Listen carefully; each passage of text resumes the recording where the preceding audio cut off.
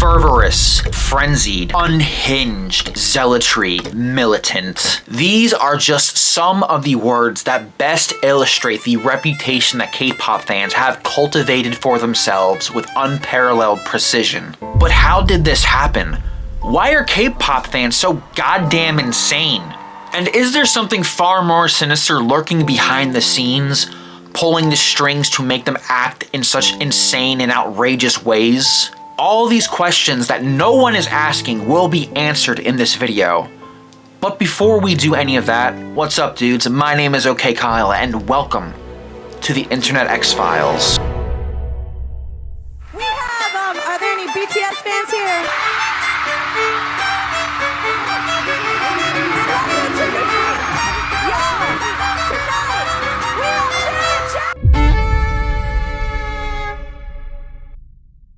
Whenever there is a dissenting opinion or derision about their divine, well-dressed, and finely manicured pantheon, K-pop stans will blow the horn, and their eyes brim with a fiery rage as they charge into Twitter threads, Reddit posts, and YouTube comments. No one is safe from their combined wrath. The internet will runneth red after the slaughter. To begin, let's first examine the facade that K-pop groups present, shall we? At first glance, these musicians present themselves as pretty okay guys, right?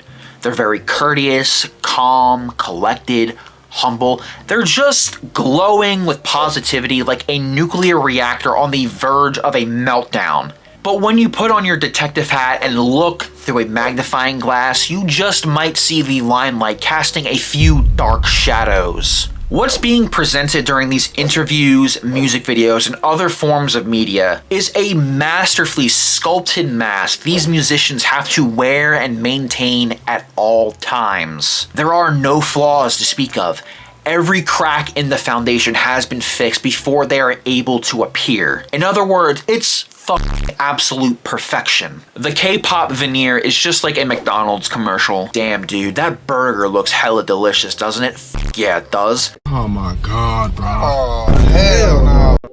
Those nuggets look crispy as oh my god, I want that in my mouth right now. The commercial makes the food look very appetizing. Just makes you want to eat the grilled flesh of dead animals. It creates a certain expectation, a certain ambiance. But when you go and buy a quarter pounder, it looks like a flat, bland, depressing tower of disappointment and growth hormones. Unlike K-pop musicians, they are strictly forbidden from expressing their individuality at the risk of losing their entire career. Many groups have very draconian mandates and stipulations on how to maintain this elaborate disguise. Here are just a few egregious examples I managed to find. Cell phone checking. The company will just randomly check the idol's phone for whatever reason just because they can. They are forbidden from hanging out with friends of the opposite gender because I guess that's weird. And my favorite has to be no dating, period.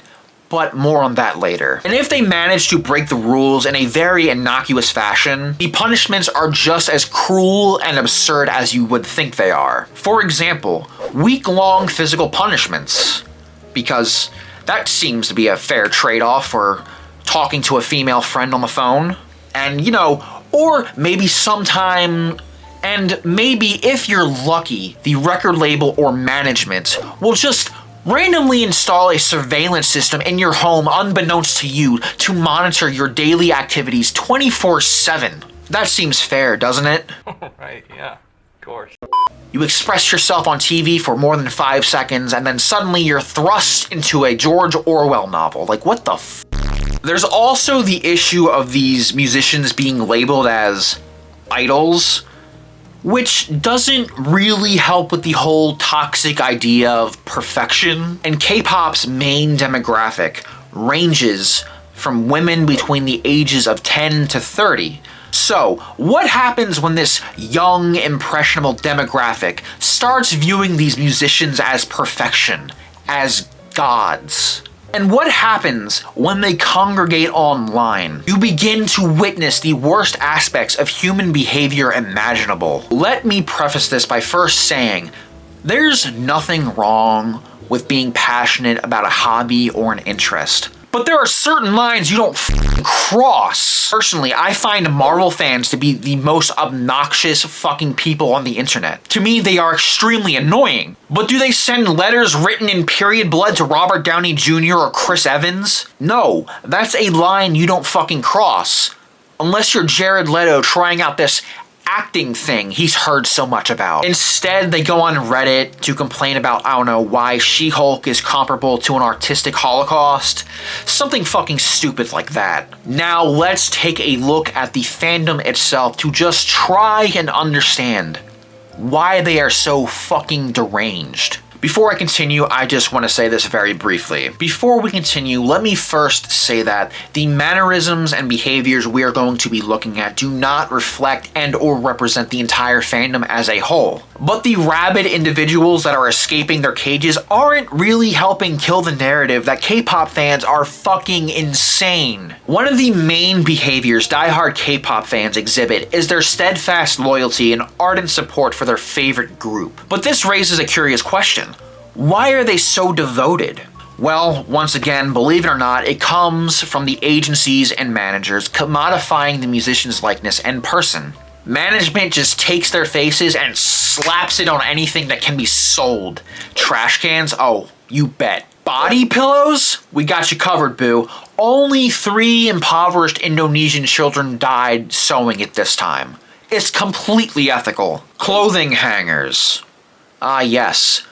Because nothing says mentally stable like having the likeness of your favorite musician hanging in your closet. What about K-pop dildos? We got you covered, because this is the only way possible that you are going to have an idol inside you at any time. The more merchandise a fan buys, it shows their undying allegiance and support. K-pop groups are the Lightning McQueen of music. So much goddamn merchandise. But this is only the tip of the iceberg though.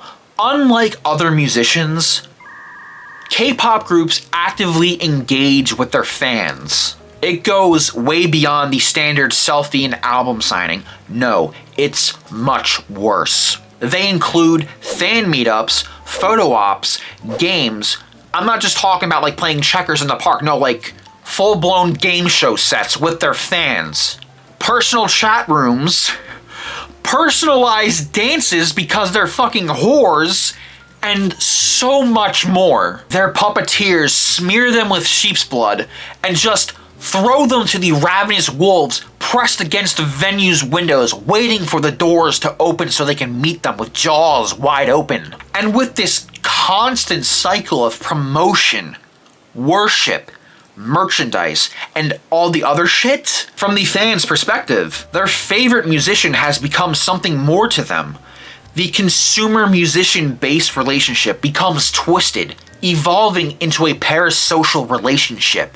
When I watch one of their music videos, it's one of the most intensely passionate experiences I have ever had the pleasure of enjoying. When they're singing and I'm fist deep in myself, they are singing directly to me and only me. They have transcended mortality. They've become omnipotent, thus developing a cult of fraudulent personality. And let me be the first to tell you, this mindset breeds possessiveness and entitlement. Most idol groups have militant fan bases that create nicknames for themselves. They call themselves armies. That's fucking insane. And the worst part is, they constantly go to war with other fandoms and confused onlookers. Every day is a crusade on Twitter when you make a joke about one of their godheads. And because of that, a heretic needs to burn at the fucking cross. Venturing further down this rabbit hole, some fans even go so far as to learn every little detail about the idol's life. Sometimes they'll randomly appear at their homes at any given hour of the day. Maybe stalking them on social media and IRL, bugging their hotel rooms while on tour, sending a poisonous cake, maybe even dabbling in some adorable attempted kidnap. You know, things normal people do when they want to interact with their favorite musician. It's so fucking cute and completely natural. But some of the worst interactions arise when it's revealed that their beloved idol is in a relationship. What the fuck? As I mentioned earlier, one stipulation that idols have is that they are explicitly forbidden from being in any relationships because they have to maintain this perspective of constantly available while just being out of arm's reach. However, if an idol does happen to accidentally fall in love and be a person, it has to be kept highly confidential. I'm talking about it has to be thrown into a trunk, driven out to a remote forest, shot in the back of the fucking head, and then buried.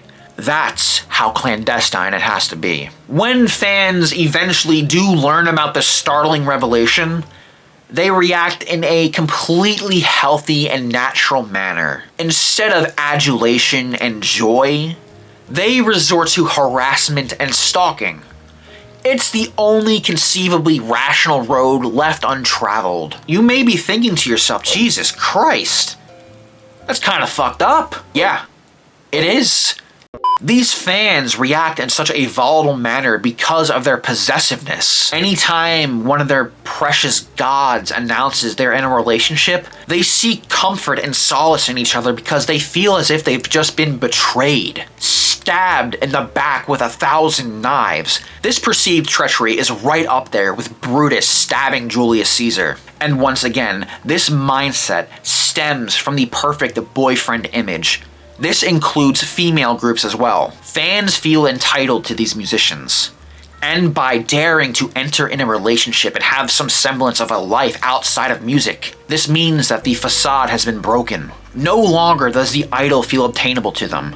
The perfect boyfriend or girlfriend image dissolves into nothing before their very eyes. And sometimes, due to the strenuous lifestyle of being an idol and coping with the erratic behavior of certain fans, they drive their idols to kill themselves.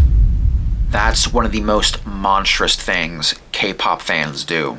They drive the people they claim to adore to end their lives because of the bullshit you have to endure because of them. It's no secret that K-pop stans are insane. It's been well documented online for years now. But are they really at fault for their behaviors? Can they be held entirely culpable? Well, the answer to this question is a gray 50-50 split. On one hand, yeah, they are for crossing the lines drawn in the sand, acting like stalkers, and engaging in toxic behavioral patterns. But when you flip the coin and it lands on the other side, you'll see that the record companies are far more culpable for creating K-pop stans. These devious corpo bastards actively play into and build up the toxic mindsets by putting their porcelain slaves through fucking hell in pursuit of the almighty dollar. With that being said, my name is OK Kyle. Thanks for watching, and I will see you dudes in the next video. Adios.